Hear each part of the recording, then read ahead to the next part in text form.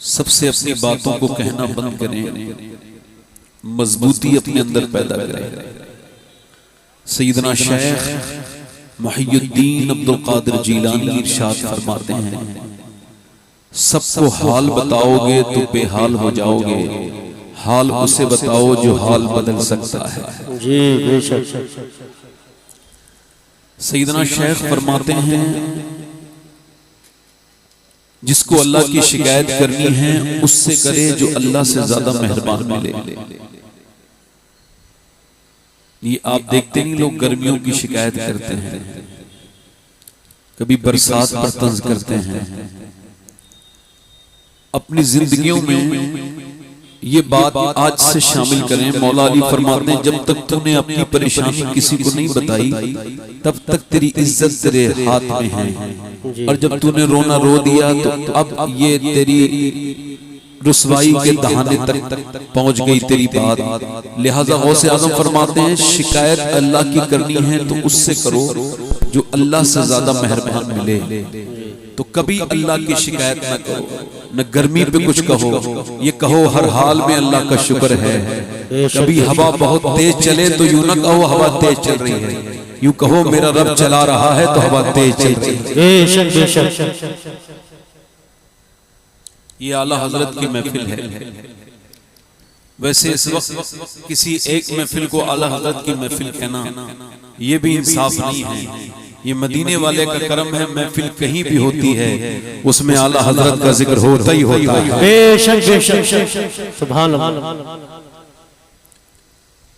ये उनका खास ये महफिल है। आप देख रहे हैं मिंबर पर माशाअल्लाह आपकी इस बहेड़ी के बड़े अजीम और बड़े काबिल और जिन्होंने इस बहेड़ी के नाम को पूरे हिंदुस्तान नहीं बल्कि और दूसरे मुल्कों में भी रोशन किया है। बेशक बेशक। माहिर रज़वियात शेर क़ादिरियत हज़रत अल्लामा मौलाना मुफ्ती मुख्तार अहमद साहब क़िबला बहेड़वी, अल्लाह तबारक व तआला हजरत की उम्र को और दराज फरमाए। आमीन। अभी मुझसे पहले भी आपने अल्लामा का खिताब सुना। मेरी तकरीर जब पूरी हो जाए तो आप इसका कोई भी मतलब निकालिए, मगर शुरू में आप थोड़ा सा, मैं अपने मिजाज से ही बात करता हूँ। अगर आप सुभान अल्लाह कहेंगे तो अब यकीन जानिए आपको 90 नेकियां मिल जाएंगी। आप जोर से बोले जरा सुभान अल्लाह। ये जबान पर हल्का है मगर मीजान पर बड़ा भारी है। जोर से बोलो सुभान अल्लाह।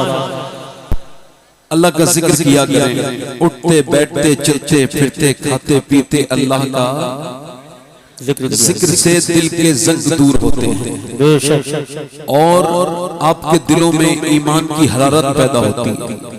जमीन का एक हिस्सा दूसरे हिस्से पर फख्र करता है कि आज मेरे ऊपर एक ऐसा अल्लाह का बंदा गुजरा था जिसने अल्लाह का मेरे ऊपर जिक्र किया था। सुभान अल्लाह। तो इस खित्ते को जरा बुलंद आवाज से कहिए सुभान अल्लाह। सुभान अल्लाह। एक औरत हुजूर की बारगाह में आई है, सहाबिया है, आके अर्ज करती या रसूल अल्लाह, ये मेरा जो बेटा है ना, जब ये पैदा नहीं हुआ था तो मैंने बड़ी दुआएं मांगी थी और मुझे माँ कहने वाला कोई नहीं था, फूफी ताई चाची कहने वाले थे, मगर या रसूल अल्लाह माँ कह के पुकारने वाला नहीं था। इसका बाप भी परेशान रहता था। अल्लाह का फजल हुआ, जब ये मेरे शिकम में आया तो मैंने शुक्र शुरू कर दिया। यानी बच्चा भी आया नहीं है मगर शुक्र सहाबिया कर रही है। नहीं समझ रहे बात को? शुक्र करने से नेमतें महफूज होती हैं। सुभान अल्लाह। औलाद भी अल्लाह की नेमत है। इमाम गजाली कहते हैं जो औलाद पर शुक्र अदा करता है अल्लाह उसकी औलाद को नेक बना देता है। सुभान अल्लाह। आप में से इतने लोगों में कोई एक शख्स नीचे मिंबर की बात नहीं कर रहा हूं, कोई बैठा होगा जिसने अपनी औलाद को देख के कहा होगा अल्लाह तेरा शुक्र है तूने मुझको बे औलाद नहीं रखा, औलाद अता की है। मेरी बहनें वो देखें, उन औरतों को जाकर के देखें जिनके पैरों की जूतियां टूट गई, मगर उनको बच्चे नहीं मिले। डॉक्टरों की दुकानों पे जाते जाते वो ये ताने सुन सुन के कि वो बांझ हैं, उनका दिमागी हालत बिगड़ गई। मगर वो औरतें जिनको अल्लाह ने बच्चे दिए हैं, उनको उनका कोई इदराक नहीं, उस पे कोई शुक्र नहीं, उनकी तरबियत का कोई ख्याल नहीं। इमाम गजाली कहते हैं जो शुक्र अदा करेगा अल्लाह उसकी औलाद को नेक बनाएगा। वो औरत कहती हुजूर मैंने बड़े शुक्र अदा किए जब मेरे शिकम में था, मगर जब ये पैदा हुआ और जब ये हमने खुशियां मनाई, जब ये बड़ा हुआ तो गूंगा था, ये बोला नहीं। अल्लाह के रसूल अब इसका बाप भी दुनिया से चला गया और मैं भी बूढ़ी हो गई हूँ। हुजूर आपकी बारगाह में इस वजह से आई हूँ कि आपकी बार बार बारगाह से कोई खाली नहीं जाता। ये एक बार मुझे माँ कह दे, फिर चाहे बोले न बोले। मेरा इमाम कहता है वाह क्या जूदो करम है शहे बता तेरा, नहीं सुनता ही नहीं मांगने वाला तेरा। रो के अर्ज करती है या रसूल अल्लाह एक बार माँ कह दे, चाहे फिर बोले न बोले। मेरे नबी ने फरमाया बेटे को करीब लाओ, रोना बंद करो। मेरा इमाम कहता है मेरे करीब से अगर कतरा किसी ने मांगा, दरिया बहा दिए हैं, दुर्बे बहा दिए हैं। फरमाते करीब लाओ, बच्चा आ गया। हुजूर ने उससे फरमाया क्या तुम बोलते नहीं हो? उसने गर्दन हिला के इशारा किया, फरमाया अब तक तो नहीं बोले थे, मगर तुम्हें अभी बोलना होगा। बता मैं कौन हूँ? तो जो अपने बाप को देख के न बोला, वो रसूल पाक को देख के बोला आप अल्लाह के रसूल हैं। सुभान अल्लाह। नारे तकबीर, नारे रिसालत, नारे गौसियत, मसलके आला हजरत। सुभान अल्लाह। ऐसा नहीं है कि आपके इको कम करें भाई, ऐसा नहीं है आपके किसी रिस्पॉन्स से मेरी तकरीर की सेहत पे कोई असर पड़ेगा। अब मुझे अपनी तकरीर पे शक नहीं होता, वक्त हो गया मुझे तकरीर करते करते। अब अगर कोई आवाम में से बंदा नहीं बोलता है तो उसकी अकल पे शक होता है। आप जरा जोर से बोले जरा सुभान अल्लाह, दोनों हाथ उठा के बोलो लब्बैक या हुसैन। अल्लाह के रसूल ने फरमाया आप आज तक क्यों नहीं बोले थे? कहा हुजूर आप कितना बुलवाने वाला नहीं मिला था। वाह वाह वाह, सुभान अल्लाह सुभान अल्लाह। मैं 2-3 शेर पढ़ना चाहता हूँ, इजाजत पढ़ दूं?